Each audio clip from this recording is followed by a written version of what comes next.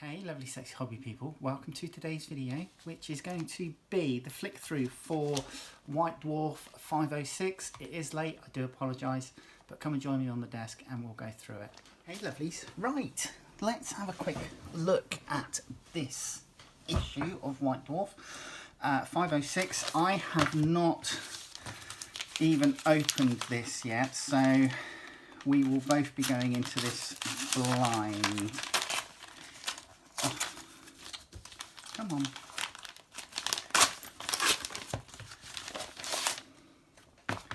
Okay, Cauldron of War, multiplayer rules for Warhammer 40,000. That can go down there. Right, what do we get? So we get our missions of the month for Age of Sigmar and Warhammer 40,000. So Blood and Glory battle plan for Age of Sigmar and Tunnels of Death. Well, that could be an interesting one. We get some Grombrindle the White Dwarf, the Grand Necromistic. So we get a couple of war scrolls here. Obviously one for Grombrindle, for those of you that have his miniature. And then this one for the Grand Necromistic. Unique hero, monster, wizard. I have no idea who this one is.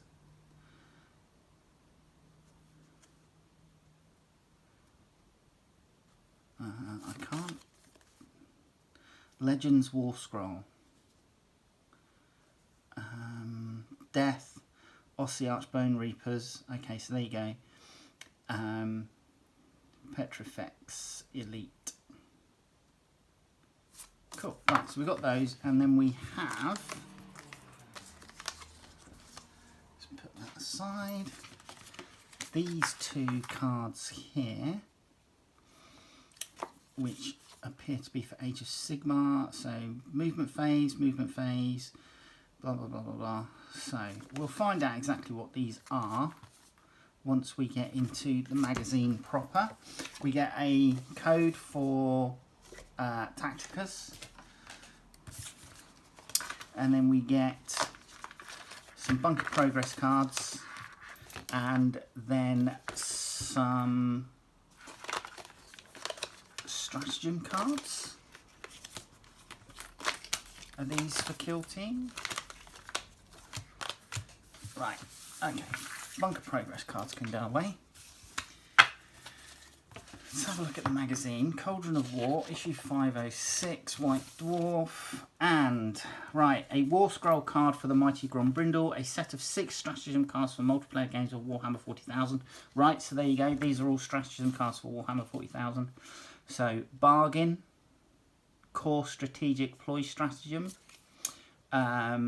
Proffer Alliance, Core Strategic Ploy Stratagem, Desperate Volley, Core Strategic Ploy Stratagem, Treacherous Volley, again Core Strategic Ploy Stratagem, Treacherous Offensive, Core Strategic Ploy Stratagem, and Break Alliance, which is another Core Strategic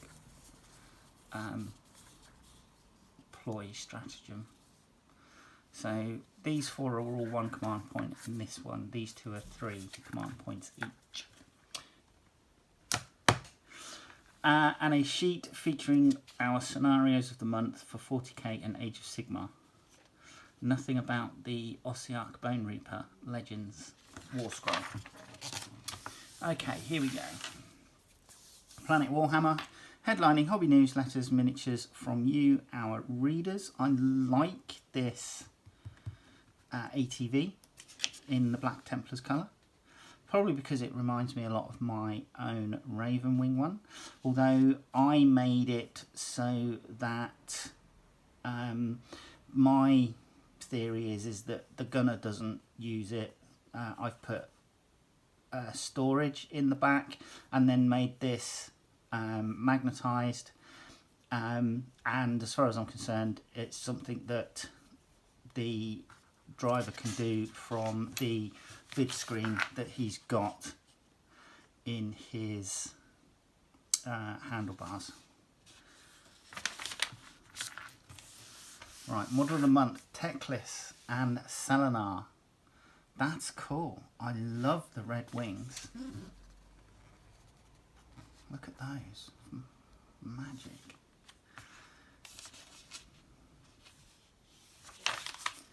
So, Middle Earth. Here we go. Nice to see some Middle Earth stuff. I do like that. Dwarves in this instance. From Khazad-dûm. Okay, so we're into the bunker. White Dwarf access granted. Trouble in Paradise. So another article following on from last month's Trouble in Paradise. We got paint call out here for some Necrons. And then we have Combat Group Kurdo, Space Marines, colour callouts, and then some Orcs, Ruxkar's Hunters. Again, another set of colour callouts. And then your challenges. So for November, which is what this magazine is for, Monsters and Machines, entries to be sent by 31st of May. Then you have your Tunnels of Death. Muster armies create the battlefield. So this is cool. Unrelenting pressure. The foe cannot be allowed to build up reserves. Retain command. End game objective. So, on a brutally contested region of the front lines, warring armies fight to break the deadlock in an effort to outmaneuver their enemies. Both sides have extended tunnel workings beneath the enemy positions. Now, even as fresh attack waves keep the pressure up to the fore, elite bands of killers erupt from their tunnel exits to strike at the foe from the rear.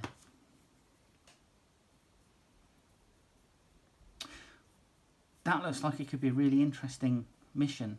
You've got an attacker's command center set up.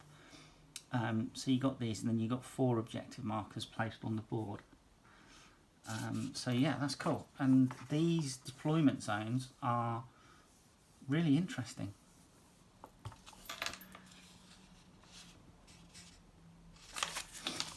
Right, matched battle plan, Blood and Glory for Age of Sigmar. And then basic training, table battle tactics 101. So this looks like an Age of Sigmar. Basics. Foil the enemy's plans, plan ahead. Keep a hidden ace, the end is nigh, master the grand alliances.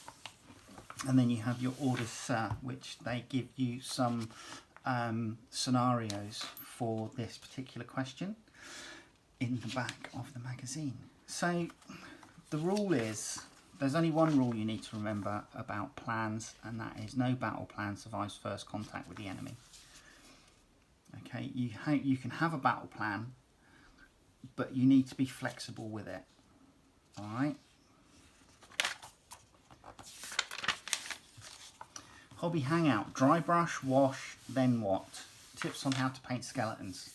Yeah, skeletons, I tend to just paint Wraithbone, then give them a shade of, not Agrax Earthshade, but the Seraphim Sepia.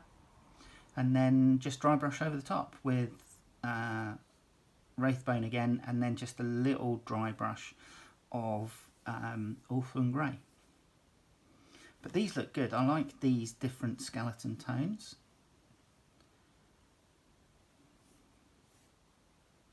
So yeah, giving you the colour callouts for those. Brilliant.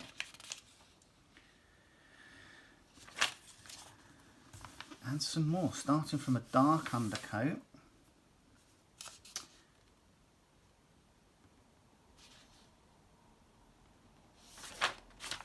Satellite Uplink, big old showcase of Monsters and Machines, Readers Monsters and Machines. So, what have we got here? This is rather groovy. War Stomper Mega Gargant. The paint style on this reminds me very much of comic book artwork paneling, the way it's done. Love this guy. Mind Stealer Sphinx. Spearanx. And then we have a nice bit of armour here. Gene Stealer Colts Lehman Russ.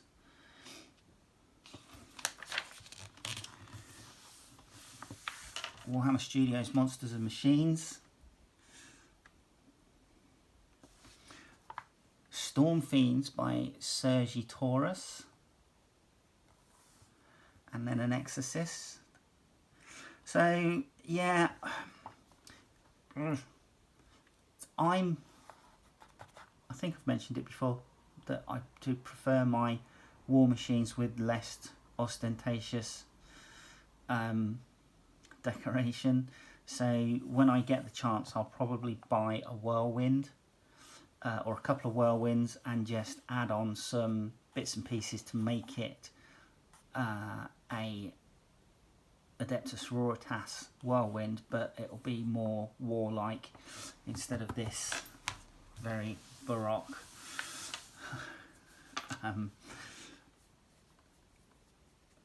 yeah. Monolith, that's cool. I like this one.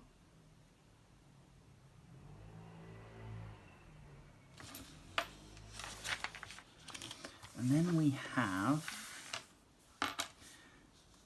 Bunker Bingo, but these miniatures are nice. Clade Vanas Infosite Assassin. Nexus by Ben Humber. So that looks like Gene Stealer Colts. And then we have these Patraxi Sterilizers.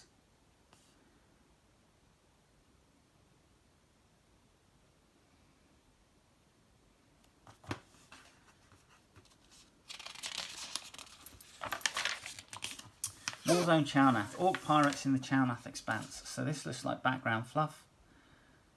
Just obviously giving you some information about orcs in Chownath.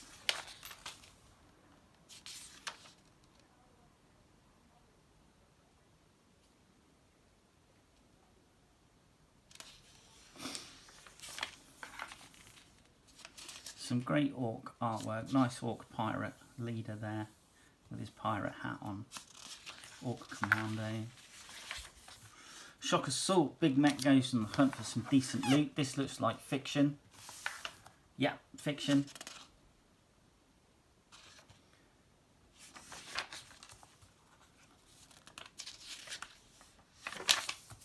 Cauldron of War. Okay. It's you versus them, and them. With these new rules for massive multiplayer games of Warhammer 40,000. So that's cool. GW, right, I do appreciate that you've got a lot of models. But, you know, if anybody from GW watches this, please can you introduce a policy of better range rotation? In a similar vein that someone like Airfix or Hasegawa or Italeri do, in that they have a whole back catalogue of models which they can't produce every year, okay? But what they do is each year they'll turn around and say, right, we're going to stop production on this one, but for the next 2 years we're going to produce this. You know, so you don't even have to do that for a full 2 years. You can just turn around and say, right, for the next 12 months, these terrain pieces will be available. And then after that, we'll phase them out and these terrain pieces will be available. I'd much rather you did that rather than these horrible made-to-order things, okay? Which have their place. But if we're doing terrain like these strong points here, I'd much rather see the stuff come in, do a range rotation for a year, you know, and then obviously you take it out of rotation and put something else in, and then you produce that for a year, and you just keep doing that with some of the older terrain pieces. Please, for our sanity, or just mine. So, rules for dealing with multiple players on the board. Oh, fantastic. Free-for-all deployment here, 3 sectors. 4 players, 2 players.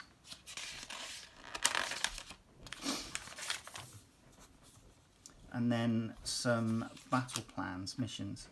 Vox Dominus, Sacred Alignments, Altars of Ruin, No Price Too High, The End is Nigh, and High Ground.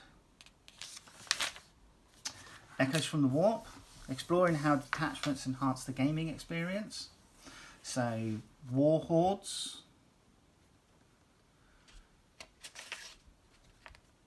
The Big Hunt, being all about various beast snagger units. This detachment has a fairly simple goal, and that's to play aggressively and get into melee as fast as possible. Cult of Speed, Green Tide, Dread Mob, Bully Boys. Yeah, so I'm actually looking forward to the Orc section of the Combat Patrol collection. I have a load of Orcs that some are painted, some aren't, and hopefully I will do a 24-hour challenge to see if I can paint the Combat Patrol and as many of the other ones that I've got lying around as possible. Blood and Thunder. So the studio's top players in our Spearhead League take to the battlefield for an epic title fight. So, battle report. We have Layla Appleton and Johnny Simmons. So in Drasta's Spearhead and Blood Crave Hunt. And there you go. I will read that with interest just to see how the mechanics for Spearhead actually work.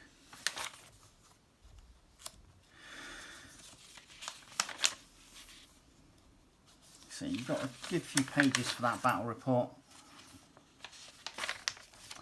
Right, Duarden Ascendant. Grumbindle has united the Duarden. The Drang Throng has been assembled. Prepare for Kazakh with this heavily bearded army of renown led by White Dwarf himself. So there you go, there's his war scroll. And then Duarden Ascendant.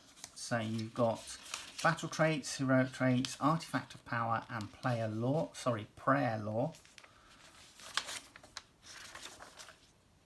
All for that particular army, if that's what you want to field. So Petrifex Elite, Flashpoint Lethis. So is this for our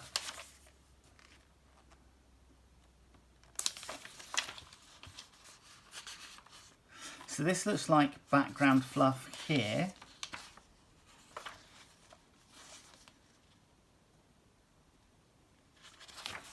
But then it seems to go into a piece of fiction here about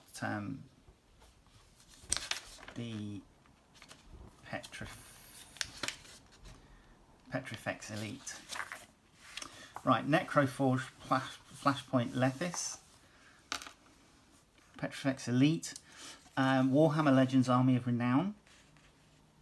Again, I don't really know enough about these guys to be able to speak about them, but here's the Grand Necromystic. That's the war scroll for that character. And then heroic trait, artifact of power, spell lore, manifestation lore. Okay, and then we're into heavy metal brush tips. Deep dive into the colour schemes of the Skaven. Oh, so this will be handy for me when I come to finally try painting the 40 clan rats that we got with Skaven Tide.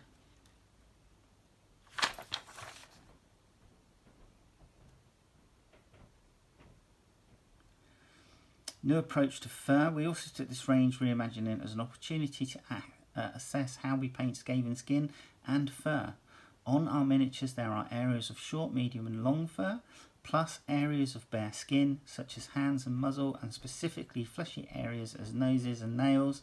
In the past we often painted a clan rat's forearms to look fleshy like a human's when really they should have short fur.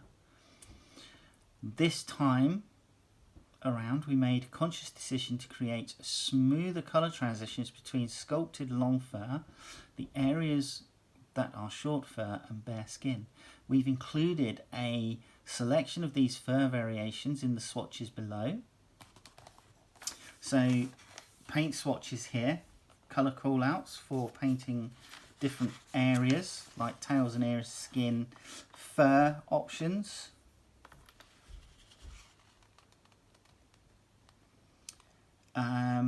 We've included a selection of these fur variations in the swatches below, though you will note that all of them start from a very simple Rakarth flesh base coat, which then forms the basis for the skin too. Below you will also find swatches for other common elements such as wood, metal, while over the page you'll find references for individual clans. So there you go. Clans Verminous, Clans Scryer, the Master Clan, Clans Eshin, Clans Pestilence, Clans Moulder. Right. And then we have Warcry, Briar and Bone, Ravening Gnarlog. Is this a model? Someone tell me this is actually a model you can buy. That is so cool. Ravening Gnarloak, actually. Gnarl Oak. Terrain rules.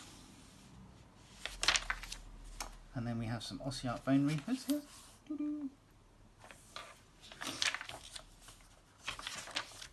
Some more Warcry info. The Twisted Wield. So our Sylvaneth. I need to try and find a colour scheme that I'm going to be happy with painting my Sylvaneth. Twist Wield Quests. And then Armies of the Old World. So a nice bit of Warhammer Fantasy to end the magazine on by the look of it.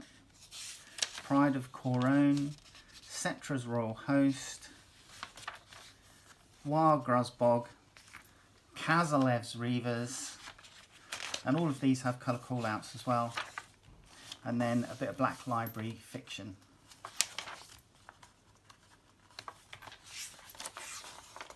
That will take you up to the final page with orders, sir, with scenario answers. Right, here we go. Okay, so I hope you enjoyed that. It was a catch up for stuff I missed in November because I just didn't get around to it. I do apologise. And hopefully you will join me in the next video.